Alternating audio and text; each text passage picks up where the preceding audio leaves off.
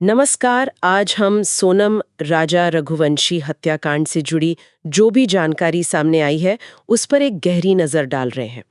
कोशिश रहेगी कि इसके मुख्य तथ्य, सबूत और अभी क्या चल रहा है उसे ठीक से समझे।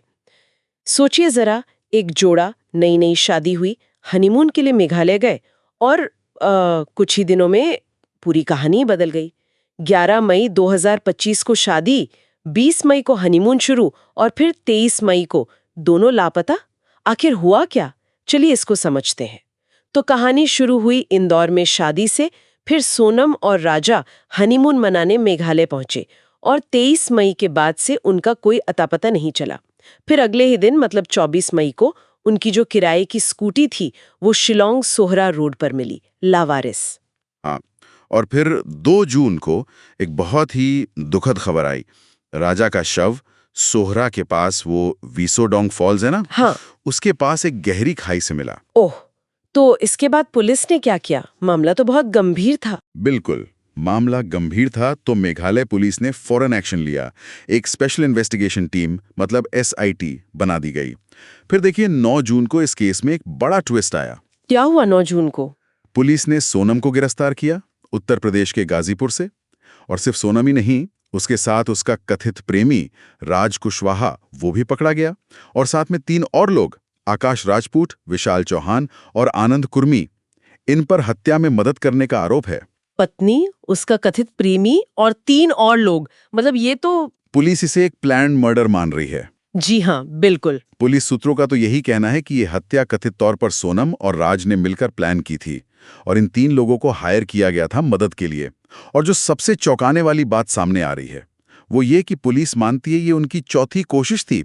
मतलब चौथी बार में ये सफल हुए। चौथी कोशिश मतलब पहले 3 प्रयास नाकाम रहे। ये तो वाकई में हैरान करने वाला है। अच्छा, तो इस पूरी साजिश वाली थ्योरी के पीछे पुलिस के पास सबूत क्या हैं? मतलब किस आधार पर ये सब कहा जा रहा है? देखिए, सबूतों की एक पूरी चेन है जिस पर पुलिस काम कर रही है। सबसे अहम तो पोस्टमार्टम रिपोर्ट है। उसमें राजा के सिर पर 2 गहरे घाव मिले हैं। ऐसा लगता है जैसे किसी भाले जैसे नुकीले हथियार से मारे गए हों।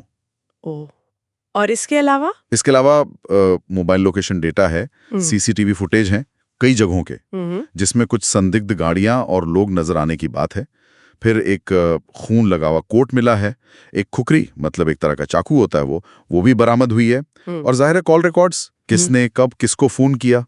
और वो क्राइम सीन रिक्रिएशन भी तो हुआ था ना, उसका क्या नतीजा निकला? पुलिस को घटना कैसे घटी होगी उसका सीक्वेंस समझने में काफी मदद मिली है। एक अंदाजा ये लग रहा है कि शायद सोनम ने राजा का फोन तोड़ा था। और ये भी बात सामने आई कि हत्या वाले दिन शायद 2 बार कोशिश हुई थी, पहली नाकाम रही। अच्छा। जी, और एक और चीज है, इंदौर में राजा का जला हुआ कैमरा बैग मिला है। अब ये मेघालय की घटना से सीधे कैसे जुड़ा है ये जांच का विषय है, लेकिन हाँ, ये शक तो पैदा करता ही है कि शायद सबूत मिटाने की कोशिश हुई हो।